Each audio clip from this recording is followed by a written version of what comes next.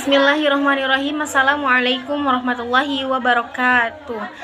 Alhamdulillahirabbil alamin wa bihi nasta'inu ala umuri dunya waddin wassalatu wassalamu ala sayyidinal mursalin habibina wa nabiyina Muhammad sallallahu alaihi wasallam. Alhamdulillah, pada kesempatan kali ini izinkan saya memperkenalkan diri.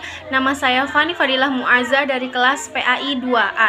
Insya Allah pada kesempatan video kali ini saya akan memenuhi tugas ujian tengah semester mata kuliah Ulumul Quran dengan dosen pembimbing Al-Mukarram Al-Ustadz Bapak Didi Ahmadiyah. Pada presentasi ini saya akan menjelaskan tentang ruang lingkup Ulumul Quran dan juga asbabun nuzul. Teman-teman semua, sebelum kita memasuk kepada materi, alangkah baiknya kita mengenal dulu definisi dari Ulumul Quran ini. Nah, teman-teman sekalian, Ulumul Quran ini bukan sekedar ilmu biasa, karena Ulumul Quran ini dinamakan dari kata al-ulum, yang dimana al-ulum ini menjadi jama dari kata ilmu, al-ilmu, yaitu yang berartikan ilmu-ilmu. Nah, oleh sebab itu al-ulum ini menjadi artian ilmu-ilmu yang berhubungan atau yang bersangkut paut dan tentang segala hal ilmu Al-Quran. Nah, teman-teman semua, Ulumul Quran berasal dari dua kata yang berasal dari bahasa Arab, yaitu al-ulum dan Al-Quran. Secara etimologi, ulum berasal dari al-ulum ini adalah kata dari jama, yang dimana jamanya ini berasal dari kata al-ilmu. Al-ilmu ini diambil dari kata alima ya'lamu ilman, yang memiliki arti memahami dan juga mengetahui. Nah, tidak sampai di situ teman-teman. Kata ilmu juga berasal dari masdar, yang dimana al-ilmu dalam artian masdar ini memiliki arti pengertian dan juga pemahaman.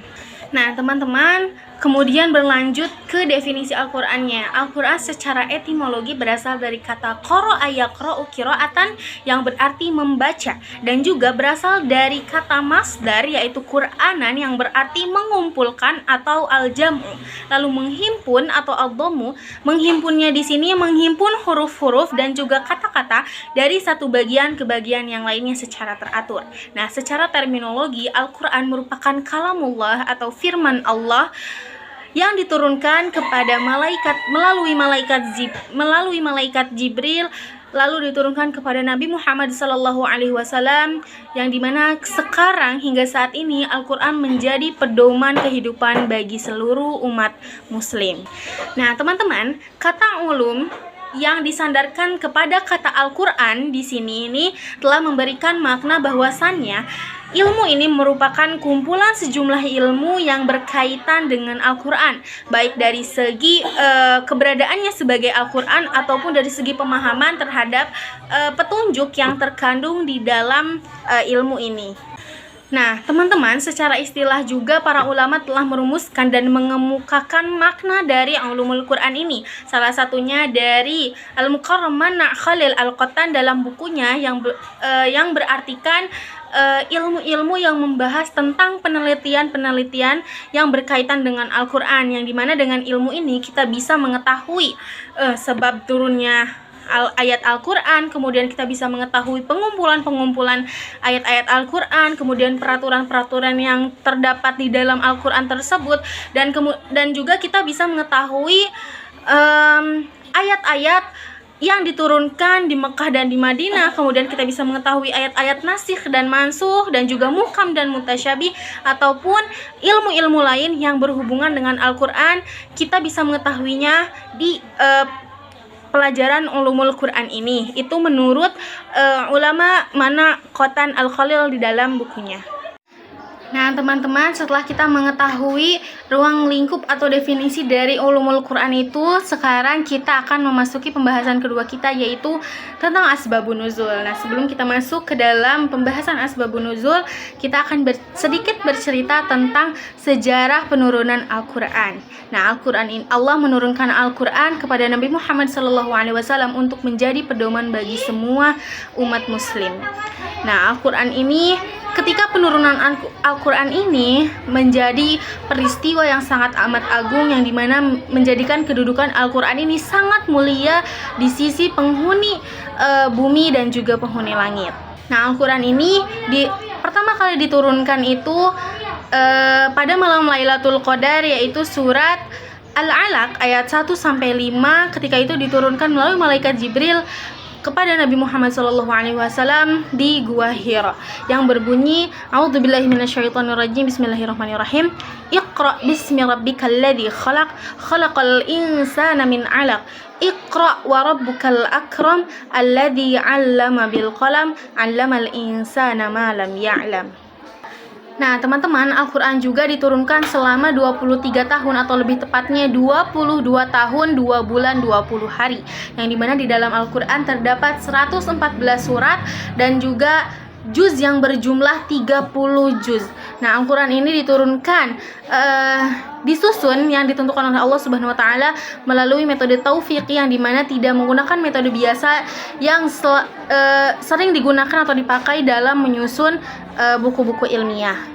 Nah, teman-teman, itulah cerita singkat tentang sejarah turunnya Al-Quran. Kemudian kita masuk ke pembahasan kedua kita, yaitu asbabun nuzul. Nah, secara etimologi, asbabun nuzul ini berasal dari dua kata bahasa Arab, yaitu yang pertama ada asbabun, yaitu jama dari kata sababun yang bermakna sebab, dan adapun yang kedua yaitu nuzul yang berasal dari kata nazala yanzilu nuzulan dengan makna turun. Maka jikalau dua kata ini digabungkan menjadi satu arti, yaitu menjadi arti sebab-sebab turunnya Al-Quran. Nah, teman-teman, mungkin dari kata lain, setiap fenomena yang melatar belakangnya terjadinya sesuatu itu bisa disebut sebagai asbab an-nuzul, sebab terjadinya fenomena tersebut. Namun dalam ulumul Quran ini, ungkapan asbabun nuzul ini memiliki artian yang sangat khas di dalam ulumul Quran ini, yaitu fenomena yang melatar belakangi terjadinya penurunan Al-Quran. Seperti halnya di dalam hadis, yaitu ada asbabul wurud, yang dimana asbabul wurud ini juga menjadi makna khas atau makna yang bersangkut pautan dengan terjadinya hadis tersebut. Nah, asbabun nuzul secara terminologi memiliki banyak pemahaman atau banyak pendapat dari para ulama, yang dimana secara terminologi ini dapat dirumuskan dari beberapa ulama. Salah satunya yaitu menurut Az-Zarqani. Menurut beliau bahwasanya asbabun nuzul ini adalah hal khusus atau sesuatu yang terjadi, yang dimana hubungan dengan turunnya ayat Al-Quran ini berfungsi sebagai penjelas hukum pada saat pada saat terjadinya peristiwa tersebut. Nah, teman-teman, di sini saya akan memberikan satu contoh, yang dimana contoh ini menjadi contoh asbabun nuzul dari salah satu peristiwa, dimana peristiwa ini itu adalah peristiwa pertengkaran yang terjadi perselisihan antara suku Aus dan juga sebagian dari suku Khazraj. Maaf teman-teman, dari suku Aus dan juga suku Khazraj.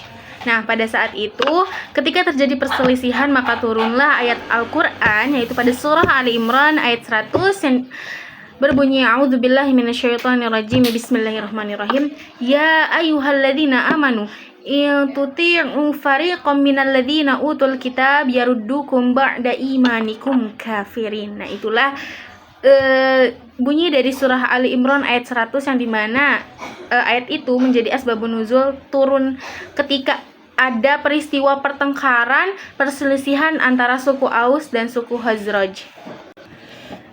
Nah, teman-teman, alhamdulillahirabbil alamin, sekarang kita telah berada di penghujung materi ini. Nah, itulah materi yang bisa dan dapat saya sampaikan pada video kali ini. Jadi kesimpulannya yang bisa diambil dari materi ini yaitu bahwasannya ilmu tentang ulumul Quran ini sangatlah penting bagi kita sebagai umat muslim. Karena kenapa?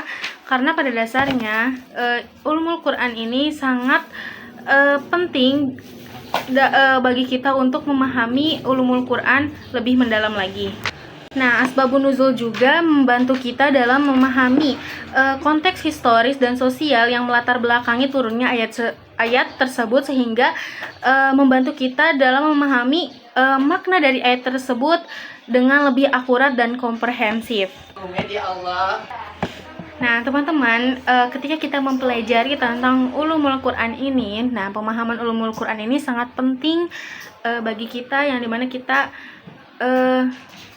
sebagai umat muslim dapat membaca Al-Quran, kemudian menghafalnya. Nah, ilmu ulumul Quran ini sangat penting untuk dipahami. Mengapa demikian? Karena salah satunya dapat mencegah kita dari kekeliruan penafsiran. Nah, ketika kita belajar tentang ulumul Quran ini, kemudian kita memahami konteks dari ulumul Quran ini juga, kita bisa tercegah dari kekeliruan dalam penafsiran. Mungkin demikian materi yang bisa saya sampaikan. Mohon maaf apabila masih banyak kesalahan kata ataupun ucapan, karena yang benar datangnya dari Allah Subhanahu wa Ta'ala dan yang salah datangnya dari diri saya sendiri. Akhirul kalam, wassalamualaikum warahmatullahi wabarakatuh.